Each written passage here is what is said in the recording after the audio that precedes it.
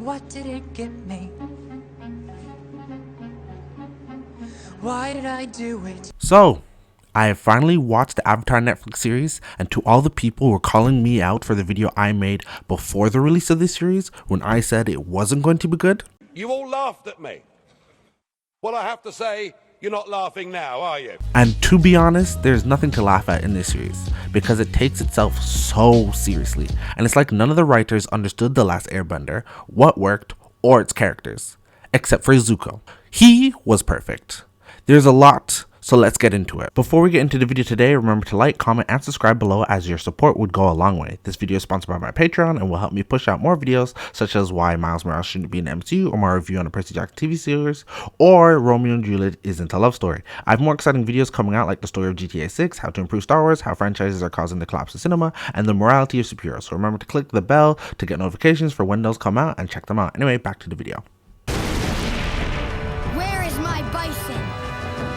So when I made my last video on Avatar, some of you were stating I have to come into this show as its own thing. While watching Donald Glover in Mr. and Mrs. Smith, that is on Amazon, which is also an adaptation, I realized it's unfair to not compare the Netflix show to the original, as Netflix had a choice on what they wanted this show to be. When Netflix announced that they were going to do an Avatar show, they had a choice to adapt from the lineage of avatars from the past, create a show about a future Avatar, or recreate one of the two anime shows. Netflix decided to do the latter, and since they decided to create the show in live action, then I will be comparing and contrasting that. Now, there are still things that even without the masterpiece that was the original animated show would still be problematic for the Netflix adaptation, but I will be getting to that later. So, clearing it all up, let's go. I am on top. I am Melon Lord. So overall, I have a major problem with the show, and that is it seems as though the violence has stepped up, the color tones are muted, and the lack of jokes are supposed to make this feel more mature, but it in fact feels the opposite. From being so forthright about the propaganda present, to removing all character growth, to ignoring the importance of the uncomfortable lessons. For example, Princess Yue, who has a terrible wig here, is not a very important character for the overall story, but she was Sokka's ex that did turn into the moon. That's rough, buddy. And helped bring back waterbending. So in the animation, Princess Yue, although a monarch of her people, had no control over herself.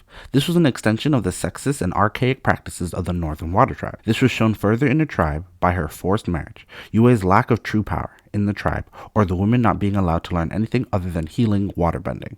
Netflix makes Yue the most admired and powerful person of the village. She's willingly ended her relationship with her boyfriend, but then still for some reason, Master Paku won't teach Katara waterbending, as women can only learn healing. This is a disconnect. It feels very out of sorts for such a seemingly progressive village. Also, Aang doesn't stand up for her in this situation in the Netflix live action compared to the animation. What's with that?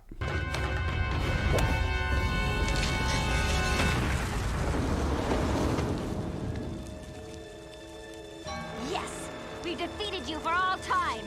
You will never rise from the ashes of your shame and humiliation. Now that was a fairly small issue, but really explains how the writers do not seemingly understand the original series. But it is most shown with the characterization of the main characters. First, Azula, the daughter of the Fire Lord, introduced in the cartoon like this. If I were to have you thrown overboard, would the tides think twice about smashing you against the rocky shore? No, Princess. Well then, maybe you should worry less about the tides, who've already made up their mind about killing you, and worry more about me, who's still mulling it over. She's clearly menacing, sure of herself, and ruthless. In the Netflix show, she isn't like that at all. Yes, she does pretend to help the resistance and then betrays them, but other than that, she doesn't really do anything ruthless.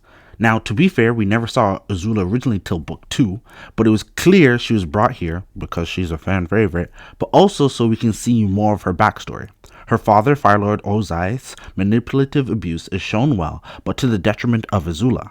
She's constantly shown scared and sad, which is fine, but she does it in front of her friends, the unnamed Mei and Ty Lee. Azula is allowed to be evil. She is an antagonist who has agency over her own actions and continually chooses to be the worst.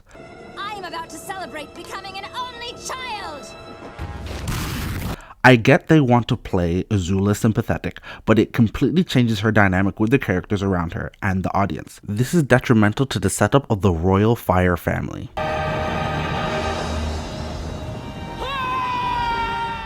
Speaking of the Fire family dynamics, the fight between Fire Lord Ozai and Zuko after he stood up for the soldiers his father was willing to sacrifice was done terribly. Now, the fight choreography was great and intense, but thematically it shouldn't have gone down that way. Zuko, even in the Netflix show, up until this point is fearful of his father, but has much love and respect for him. Zuko believes being the next Fire Lord would be his destiny and would never fight him. Now, during the fight, although Ozai was showing off, Zuko wasn't really overpowered and actually had the upper hand to deal the Fire Lord a death blow, but Zuko held back. The Fire Lord is supposed to be a big bad, so now the power scaling is really off. Aang doesn't really need to learn all 4 elements to fight Ozai. 12-year-old Zuko did a pretty good job at doing it. Ozai should have felt overwhelming and brutal to Zuko if a fight had to happen. It should have been hard to watch as the father just brutally beats down his son, Azula looking on with pure evil glee. This Agni Kai will stay in Zuko's head as he was a willing son, begging for forgiveness, not even putting up a fight, yet his father still banishes him and puts him up to an impossible task. This will begin his journey to being better and eventually joining Team Avatar. Hello, Zuko here. Now, check this out.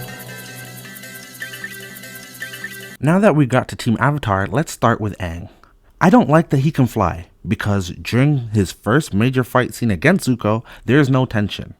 I know, even without the help from his friends, he will be perfectly fine. By the way, this is flying. You can't justify this as controlled falling. Also, lore-wise, you can only fly when you have released yourself from earthly desires, so we have already messed up a major plot point for future seasons.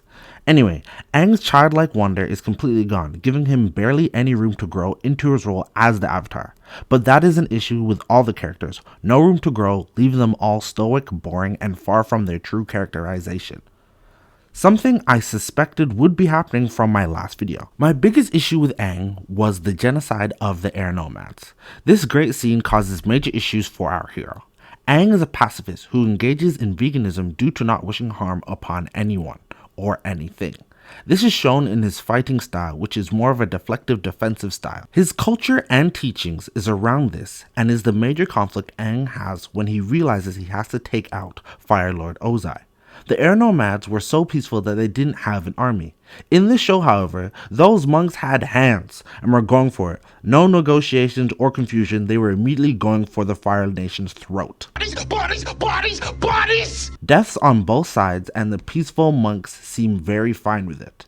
Now, we technically have got to this internal conflict with Aang over how to deal with the Fire Lord, and even in the original show didn't handle it the best, with the lion turtle coming at the last second and solving everything with no build-up. This Netflix show had a chance to expand upon that, but have already made a major plot and character point null and void. Oh, and by the way, Aang still hasn't even been taught how to do water bending like at all. But Sokka, I caught one!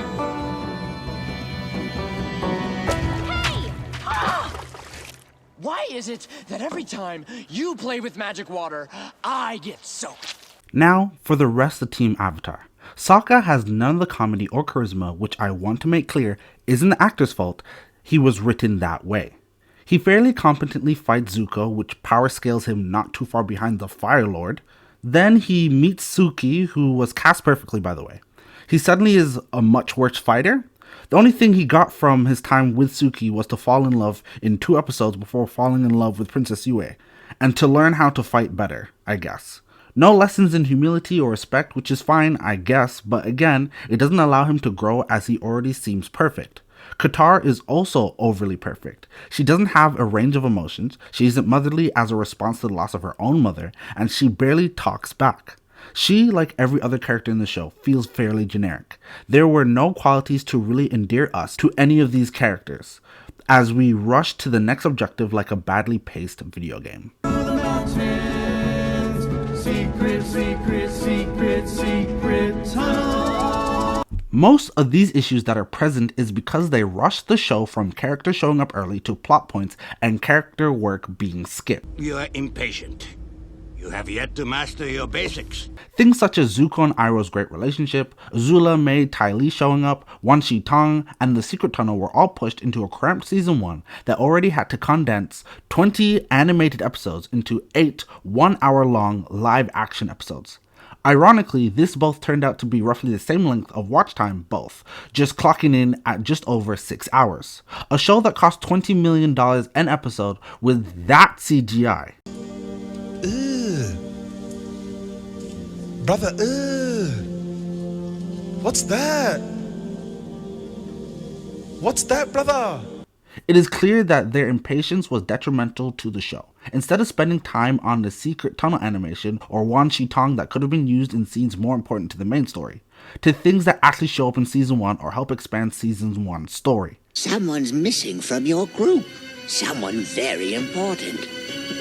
Where's Momo? Finally, don't get me started on my favorite character, Bumi. They did my boy dirty. How can the most positive character in the show, someone who doesn't give up hope, Mr. Be Patient himself, now a miserable old man? His fight was boring with none of the cool challenges that were present because they were rushed. He wasn't endearing, he wasn't charming, and he was a pretty terrible friend and mentor to Aang. A friend he has cared for and loved but hasn't seen in over 100 years. And yet, no one on the Netflix writing staff cared to do this beloved character justice. Apparently that's a trigger for me. Yeah, apparently. The lotus tile was in my sleeve the whole time! Well, on the plus side, there are some things I did like. One great thing this show did well was expanding upon already established lore. This should have been the original main direction of the show. Starting off with the reasoning behind the Air Nomad genocide. The Fire Lord deciding to attack the Air Nomads by distracting all the other nations with a fake message, timing it for when the Air Nomads would be having a celebration was great. Expansion of the lore is great for nostalgic returners and for newcomers alike. It was able to clearly explain the stakes and the cruelty of the Fire Nation and did so well. This also helped with showing Firelord Ozai's reputation. He was extremely manipulative and cruel even to his daughter, which this adaptation chose to explicitly show, which, as stated before, I did have issues with, but was done fairly well, from the Firelord's side at least. Finally, Zuko and Iroh's relationship was perfect, although a bit early. Zuko was whiny but caring and Iroh was understanding. Adding the element that the crew for their ship was the soldiers Zuko saved by standing up to his father was amazing. And the CGI on the creatures was excellent. And that's where all the positives ends, unfortunately. He ran! The ultimate warrior! So, why was this show created? Honestly, I think The Weeknd said it best.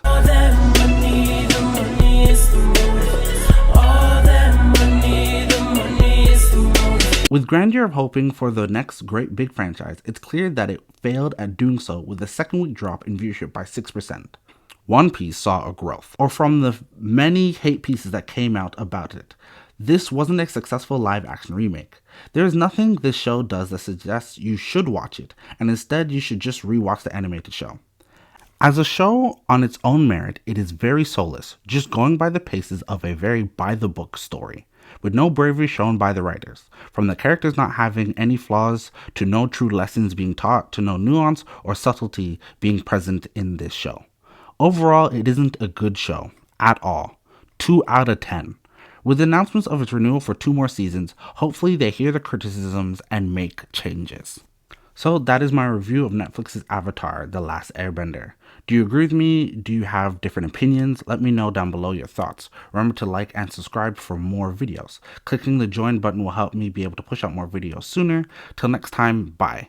Oh, by the way, if they do plan on making changes for next season, do not change anything with Zuko and Iroh. They were perfect and honestly deserve their own spin-off.